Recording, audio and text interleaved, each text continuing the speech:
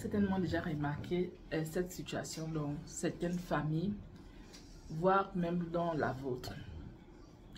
Les sœurs ont toujours tendance à comparer leurs partenaires avec leurs frères. Et elles ont tendance à se comparer avec leur belle-sœur. Elles se disent leur belle-sœur a vraiment de la grâce, leur belle-sœur a vraiment de la chance, leur belle-sœur est tombée sur l'homme agréable. Et pire, lorsque dans leur relation ça ne va pas et que chez leur belle-sœur, elles voient leur belle-sœur vivre la best life, et bien elles vont comparer leur relation. Et parfois il y a une certaine jalousie qui s'installe également, où elles pensent que la femme a vraiment de la chance et elle bénéficie. Et quand tu poses à ces gens de sœurs ou belles-sœurs, mais pourquoi vous dites cela? Elles se disent souvent, en fait, elles tiennent compte de la relation qu'elles ont avec leurs frères. Elles se remémorent le passé. Elles se disent, dans le passé, ce monsieur qui est maintenant le mari de quelqu'un d'autre, qui est leur frère, c'est un homme bon, c'est un homme doux, c'est un homme qui s'occupait toujours d'eux, qui était toujours là pour eux. Donc forcément, il réplique ces choses-là dans son ménage. Et voir que sa femme a une certaine façon de faire, de vivre et autres, ce qui est sûr, c'est qu'elle est vraiment chanceuse. Alors calmons-nous et ramenons les choses sur le terrain. Donc en couple, comment ça se passe réellement? Bienvenue sur cette chaîne, la chaîne qui vous donne des conseils et des astuces pour pouvoir vivre le bonheur dans votre ménage, peu importe, même si celui-ci est un ménage toxique. Alors pourquoi j'ai dit toxique? Parce que les gens vont dire toxique. Oui, toxique. Pourquoi? Parce que le couple, le ménage, le mariage, c'est une institution divine. Oui, le mariage est une institution divine. Et étant donné que c'est une institution divine, il y a une personne qui a créé cette chose et qui a mis ses règles, qui a mis des lois pour pouvoir vivre ce bonheur-là, qui a établi des choses, parce que lorsque vous créez quelque chose, vous donnez votre mode d'emploi. Et celui qui a créé cela a forcément un mode d'emploi. Donc c'est tout normal, tout naturel de repartir vers cette personne-là pour pouvoir lui dire ce que vous vivez dans votre ménage, et c'est cette personne qui va vous donner la conduite à tenir, c'est cette personne qui va vous aider à supporter ou encore à résoudre vos problèmes. Donc quand je dis que si vous faites confiance au Seigneur, c'est parce que je sais que c'est lui qui a institué la chose, donc c'est lui le Père, le concepteur de la chose, et parce qu'il est Père et concepteur de la chose, c'est encore en lui qu'on peut trouver la solution, la réelle solution, la vraie réelle solution, c'est là qui fera de vous la personne que vous désirez être.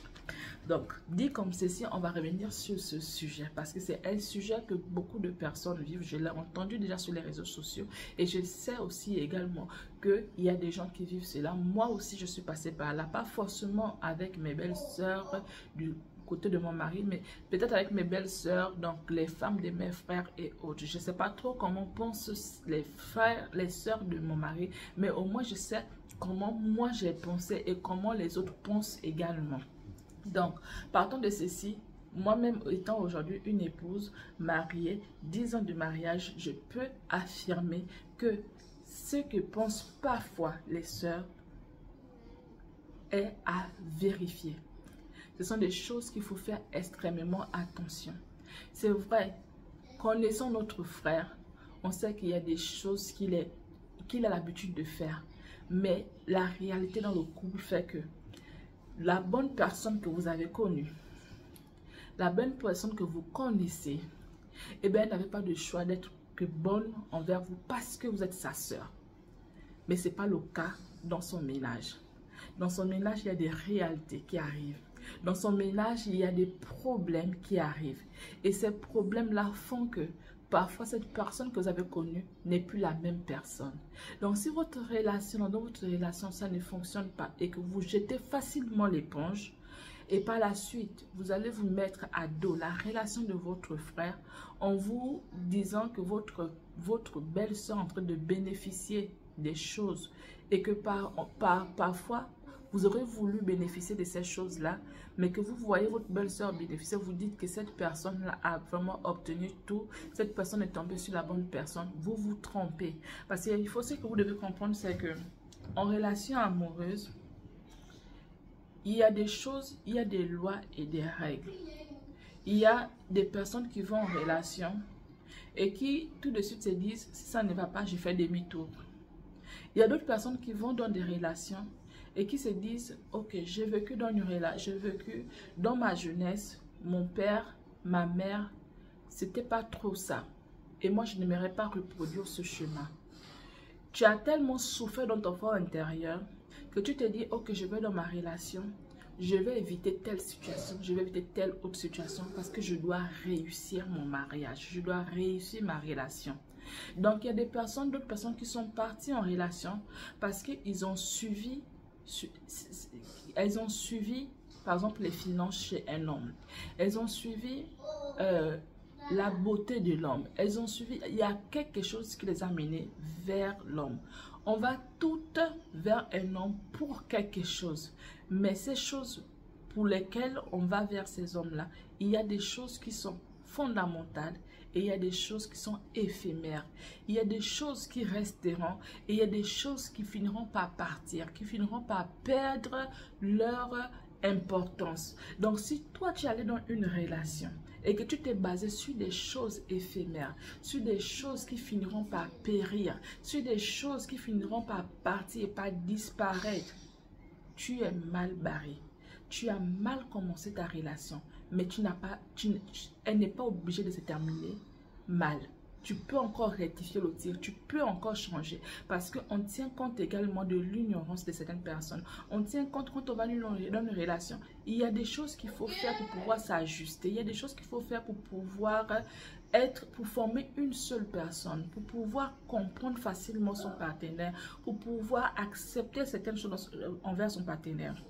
Donc, il y a des ajustements que vous pouvez encore faire. Vous pouvez encore vous rattraper. Donc, ce n'est pas la peine de partir, de regarder votre belle-sœur et de se dire, cette personne est bien tombée, elle est à l'aise. Non, cette personne a tout juste fait le choix de pouvoir rester dans un ménage par rapport à certains moments de la vie qu'elle a vécu, par rapport à ce qu'elle est, une ligne qu'elle s'est vraiment donné, un chemin qu'elle s'est vraiment donné, la chose qu'elle aimerait voir. Et ce que vous devez comprendre, c'est que toutes les fois qu'on se met, lorsqu'on se fixe un objectif, on se donne des moyens pour atteindre cet objectif-là. Donc, il y a des personnes, vous allez ensemble, vous êtes peut-être des amis ou je ne sais pas trop, mais l'une d'entre vous êtes des belles sœurs. Vous allez en couple peut-être au même moment ou peut-être pas au même moment. Vous n'allez pas supporter, mais la femme de votre frère va supporter et vous allez vous dire que votre frère est bon. Non, ne pensez pas que votre frère est bon. Comprenez qu'il y a des femmes qui ont décidé de pouvoir être au-dessus de tous les problèmes. Je dis ça pourquoi? Lorsque je suis arrivée premièrement ici, je suis tombée sur des personnes qui m'ont beaucoup marqué. Mais à l'époque, quand ces personnes-là parlaient, je considérais les propos de ces femmes-là comme des propos dépassés. Je me disais comment on peut réfléchir de la sorte, comment on peut accepter certaines situations, comment on peut tolérer certaines situations. Et j'ai fait des erreurs aussi dans ma vie parce qu'il y a des personnes que je prodiguais, parce qu'il faut dire que les conseils, c'est pas aujourd'hui que j'ai commencé. J'ai toujours donné des conseils à certaines personnes. Et je disais à des gens parfois, mais tu fais quoi dans une telle relation? Quitte, ne reste pas dans ça et tout. Et lorsque moi-même j'ai traversé certaines situations, j'ai compris en fait pourquoi certaines personnes restaient là. J'ai compris pourquoi certaines personnes disaient certaines choses. Il y a en fait en relation, ce que vous devez comprendre, c'est qu'il y a des personnes qui ont fait, comment on va dire ça, c'est quoi le terme? Quand on dit par exemple que les personnes sont déjà rodées, en fait,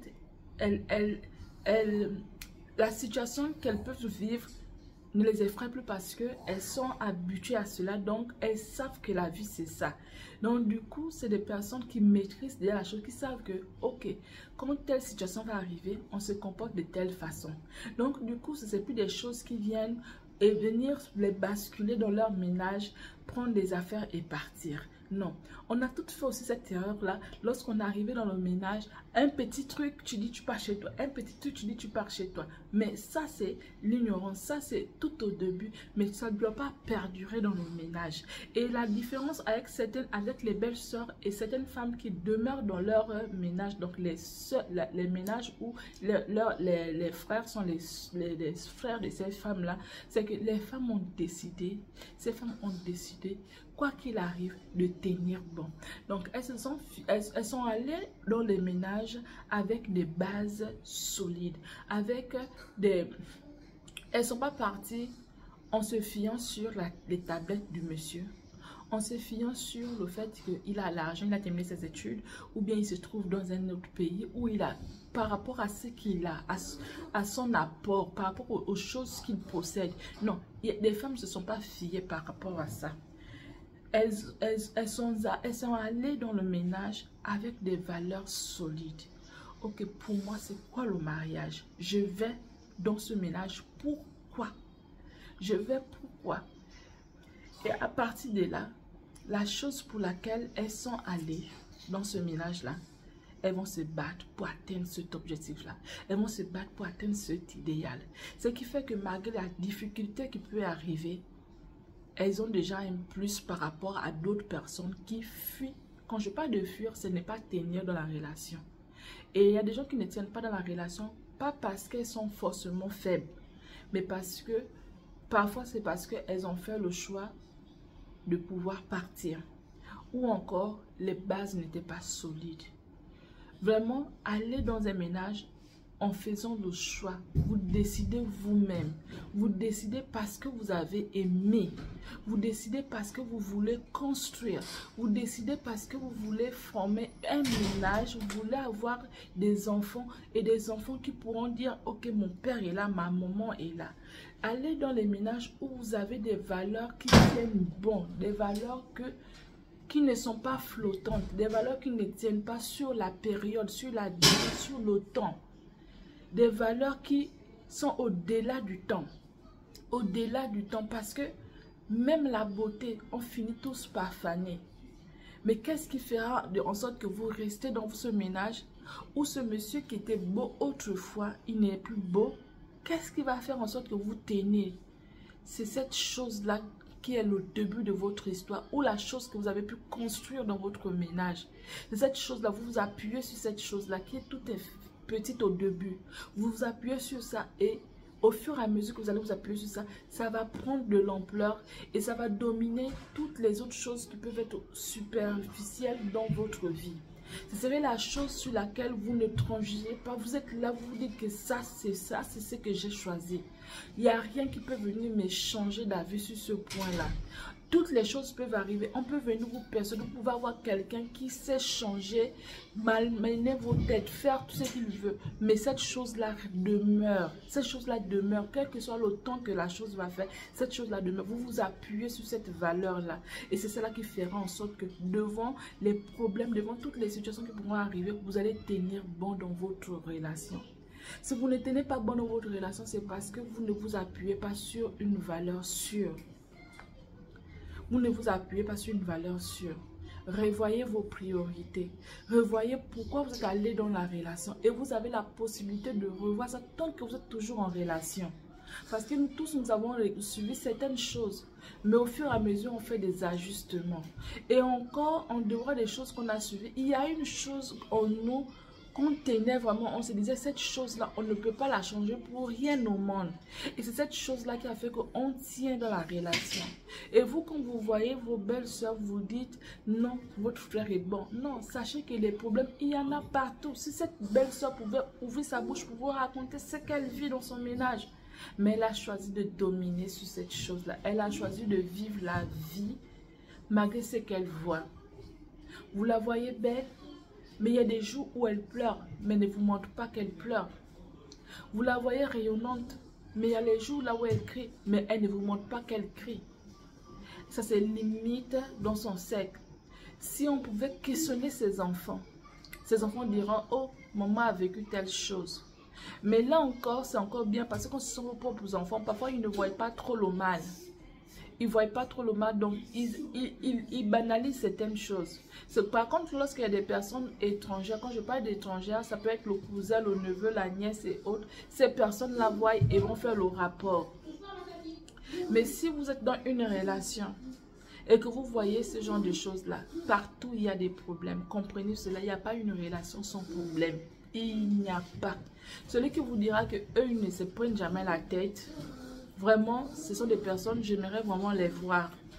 On se prend toujours la tête. Toujours, on se prend la tête. Même quand on est fou amoureux, on se prend la tête. Et il va arriver des moments où vous allez vous poser la question, mais qu'est-ce que je fais là? Vous trouverez que en fait, votre place n'est pas là. Mais c'est cette chose-là sur laquelle vous vous êtes basé qui tiendra. C'est cette chose-là qui reviendra dans votre tête pour vous dire que hey, vous avez décidé ceci. Et à partir du moment où vous ne trouvez plus votre intérêt, cette chose-là va venir vous aider. Et vous allez vous réveiller à cause de cette chose-là et vous donner des moyens pour atteindre un objectif. Comprenez que vous voulez une relation, vous avez dessiné, vous avez imaginé quelque chose dans votre vie. C'est que vous voulez voir dans votre ménage. Cette chose-là que vous avez imaginée, vous pouvez vous donner les moyens pour pouvoir atteindre cette chose. Avec l'aide du Seigneur, vous pouvez vous donner les moyens pour atteindre cette chose parce que vous avez un objectif à atteindre. Vous voulez voir une certaine chose dans votre couple, vous voulez vivre une certaine vie, vous voulez que votre partenaire vous prenne d'une certaine manière. Vous allez vous donner des moyens qu'il faut. Oui, il y a des moyens. Il y a des moyens, vous allez vous donner des moyens qu'il faut. Et il faut enlever l'orgueil. Parce que lorsqu'il y a de l'orgueil dans le couple, eh bien, il y a des choses qui ne pourront pas marcher. Parce que vous allez comprendre que pourquoi je vais faire telle chose, pourquoi c'est pas lui qui fait ceci. Il y a des choses, il y a des questions qu'on ne pose pas dans le ménage. Il y a des trucs qu'on ne dit pas. Parce que quand tu vas dire pourquoi c'est moi qui dois forcément faire. Ma chérie, qu'est-ce que tu veux? Celui qui sait ce qu'il veut et qui veut amener son couple à un certain niveau ne se pose pas la question pourquoi c'est toujours moi qui fais la chose. À partir du moment où tu te poses cette question, il y a des choses que tu ne pourras plus faire. Parce que la réponse qui sortira de là fera de toi une personne moindre. On te montrera que en fait, tu n'es rien. Tu es une boniche. C'est toi qui forces des choses. Donc, ne te pose pas ce genre de questions. Fixe ton regard sur ce que tu veux. Tu veux quoi? Tu veux un ménage comment? Tu veux des enfants comment? À partir du moment où tu veux des enfants, voilà pourquoi ceux qui ont de l'argent, quand ils veulent voir leurs enfants atteindre un certain niveau, ils mettent les moyens pour que leurs enfants puissent atteindre un certain niveau. S'ils veulent que leurs enfants se marient dans une certaine famille, un genre de famille, ils mettent les moyens pour que leurs enfants puissent être en contact avec ce genre de famille. Et c'est la même chose en couple. Tu veux que ton ménage soit à un certain niveau, tu vas te donner des moyens pour que ce ménage puisse atteindre ce niveau. Et comprenez qu'au fur et à mesure que vous allez répéter la chose, ça va être facile pour vous et ça va susciter également de l'intérêt chez votre partenaire. S'il ne connaissait pas faire certaines choses, parce que vous faites cette chose à tout moment, il y aura un grain d'orgueil en lui et il voudra faire cette chose. Et il y a des façons de se comporter également. Il y a des façons d'être. Acceptez parfois d'avoir tort tandis que vous avez raison. Votre partenaire sait qu'il a tort, mais vous avez accepté d'avoir tort. Ça marque les personnes. Ça marque les personnes. Et ce sont des choses dont son âme reste profondément touchée. Son âme restera touchée à vie. Et ce sont des choses qui vont travailler petit à petit cette personne et changer pour être l'homme que vous voulez. Donc, arrêtez de comparer vos partenaires avec les partenaires avec vos parents, avec vos frères et vos sœurs. C'est pas le même amour. C'est pas le même amour. L'amour que votre frère avait envers vous, c'est pas pareil à ce qu'il avait avec son épouse aujourd'hui. Et ce gars qui pouvait faire des choses pour vous, chez lui parfois il ne fait pas ça. Mais les femmes ont développé un certain niveau. Donc lorsqu'on est épouse dans un ménage, que tu travailles ou pas, le peu que tu as, prends soin de ta personne. Prends soin de ta personne. Il faut avoir en toi des choses que tu aimes. Il faut faire des activités qui te valorisent, qui te font du bien, qui te font croire que tu es encore femme. Il faut faire ces activités-là. À partir du moment où tu prends soin de toi, malgré le fait que ça ne va pas dans ton ménage, c'est vrai que ça pourra se refléter. Mais si tu es au-dessus de cette chose-là, tu ne tiens pas compte de ce que tu vis, mais tu tiens compte de ce que toi, tu es en train de te créer toi-même. Tu as envie d'aller au restaurant, tu vas au restaurant, tu manges. Tu as envie de boire quelque chose, tu t'achètes ta chose, tu bois. Tu n'attends pas que ton partenaire puisse t'acheter la chose. Ce qui nous fait mal, c'est ça. Tu veux tellement que ton partenaire t'achète cela, que tu vas passer le temps à réfléchir sur la chose que tu aimerais que ton partenaire puisse te faire. Et à partir du moment où tu réfléchis, tu vas te rendre compte qu'à un moment, quand celui-ci va venir vers toi, tu vas réagir de façon épidermique. Tu vas réagir bizarrement. Il va se poser la question, mais qu'est-ce qui ne va pas? Pourquoi il réagit ainsi? Mais parce que tu as passé le temps à penser à une chose. Et du coup, tes pensées, ton corps, ton âme, ton esprit se sont dirigés vers la chose qui est mauvaise. Et tu reflètes les choses qui sont mauvaises et tu fais les choses qui sont mauvaises. Mais tu vas être repoussante en fait. Tu vas être repoussante. Mais à partir du moment où toi, dans ton esprit, tu te crées des bonnes choses. Tu t'imagines de bonnes choses. Sache que tu auras toujours le sourire sur toi, même si il fait un truc qui va t'énerver. Tu vas t'énerver, oui. Mais après, tu vas penser aux bonnes choses que tu imagines dans ta vie. Tu vas penser au jour que tu es allé au restaurant et c'est que tu as commandé, comment tu as mangé. Tu vas penser à ça. Ayez, je ne sais pas trop comment les choses coûtent. Par exemple, là où vous vous trouvez, vous n'êtes pas obligé d'aller dépenser des centaines de mille. Mais prenez le temps, même si c'est une chose de 500. Allez dans un coin bien, prenez le temps pour vous, sûreté votre chose, ayez le temps avec vous-même, vous appréciez votre personne. Et si le mari que vous avez n'est pas le genre de personne qui reste constamment avec vous, vous êtes habitué à être seul, à faire des choses seules. Donc, du coup, ça ne va pas pouvoir venir vous déstabiliser. Vous voyez, ça ne va pas vous déstabiliser. Vous n'aurez pas besoin de pouvoir comparer votre relation avec la relation de votre frère. Parce que vous êtes habitué à vivre votre vie. Mais sachez que c'est pour un temps. Toutes ces choses-là, c'est pour un temps. Les choses ne restent pas indéfiniment pareil. Ça va finir par changer un jour et vous verrez que ce monsieur qui ne fait pas la chose que vous voulez pourra faire la chose que vous voulez parce que vous allez l'amener à faire ces choses-là en vous comportant toujours de façon agréable. Je ne suis pas en train de dire qu'il n'y a pas, vous n'allez pas vous énerver. Non, vous allez vous énerver. Moi, je m'énerve parfois et je m'énerve souvent. Mais c'est normal en fait, c'est normal qu'on puisse, on est humain et on a des réactions, on a des sentiments, on a tout. C'est normal de se comporter ainsi, mais c'est également normal de revenir sur les meilleurs sentiments et demander pardon à la personne ou faire des choses, de telles choses que les choses reviennent en ordre. Donc ça, il n'y a que vous qui pouvez le faire. Et vous êtes les maîtres créateurs de votre vie. Avec l'aide du Seigneur, vous demandez au Seigneur, il va disposer votre cœur, il va disposer votre corps à faire des choses qui sont difficiles pour vous. Quand vous allez vous dire, mais pourquoi je vais demander pardon tandis que moi j'ai raison, il n'y a que Dieu qui peut vous aider dans ces conditions-là à pouvoir demander pardon. Donc si vous voulez réussir votre ménage, vous avez beaucoup à faire. Vous avez beaucoup à faire vraiment pour pouvoir réussir dans votre ménage. Vous allez vous impliquer totalement. Ne cherchez pas l'implication de votre partenaire. Il viendra quand il voudra.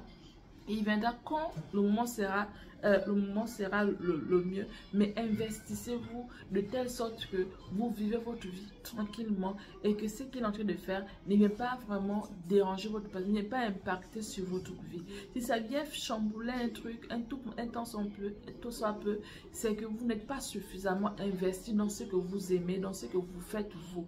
Voilà pourquoi ce qu'il fait vient vous déstabiliser. Si vous êtes complètement investi dans ce que vous aimez, ce qui vous fait du bien, vous allez vous remplir d'un bonheur qui fera que le mal qui arrive n'arrive pas à vous atteindre.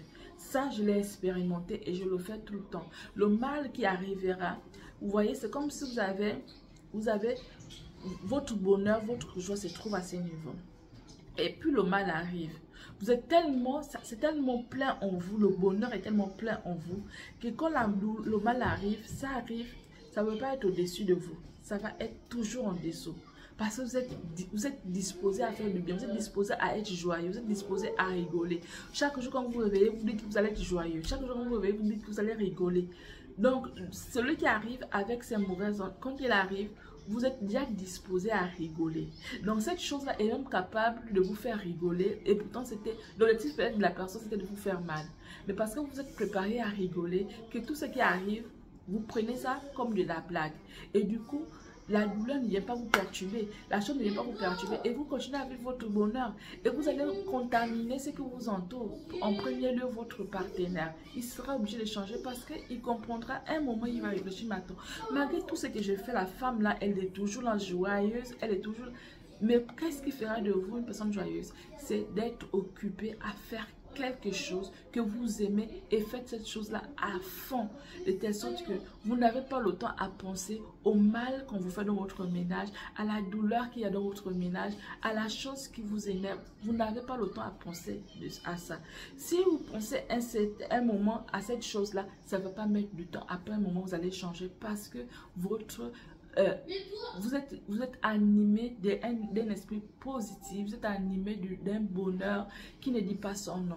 Et ce bonheur vient engloutir tous les problèmes que vous avez. Ce bonheur vient engloutir. Et du coup, votre partenaire qui ne voudra pas être dans le bien, dans le rire et autres, votre partenaire est obligé de vous rejoindre. Donc, mesdames, vous qui avez l'habitude de comparer, comprenez que ces personnes ont peut-être choisi ce chemin-là, celui de pouvoir vivre leur vie. Peu importe si le partenaire suit ou pas, peu importe si le partenaire est bon ou pas. Donc ne pensez pas que vos frères sont des gars bien. Si ces femmes-là pouvaient vous dire, je le dis parce que moi aussi je pensais, connaissant par exemple mon frère, vu combien de fois il s'occupait de moi, combien de fois il s'occupait de mes soeurs, de nous et autres, franchement, je me suis dit, son épouse forcément est bien. Elle est bien. Mais quand un jour son épouse nous a raconté par exemple des choses qu'elle n'appréciait pas, mais en tant qu'épouse, tu te remets, tu te dis mais attends, mais c'est vrai. C'est vrai. Donc lui aussi ce qu'il fait. Ou encore en tant qu'épouse, elle va se plaindre de certaines choses. Mais pour toi, c'est parce que c'est ton frère. Tu vois que ce qu'il fait est bien. Mais si tu te mets à sa place, tu trouveras aussi que ce que ton frère est en train de faire, en ce moment-là, il abuse, il a dit à sa famille. Il faudrait qu'il arrête un temps soit peu. Donc, quand tu comprends ce genre de choses, tu te dis, ah, va vers la personne et demande à la personne comment tu fais. Va demander à la personne comment tu fais pour pouvoir surmonter. Donc, ne pensez pas que vos frères sont des bons. Vos frères sont des meilleurs. Non, ils sont bons envers vous. Mais là-bas, ils ne sont pas bons. C'est leurs femmes qui ont décidé d'être au-dessus de tout ce qu'elles peuvent vivre. Voilà pourquoi elles tiennent bon. Donc, ne soyez pas jalouse, entre griffes, de ce que vous voyez.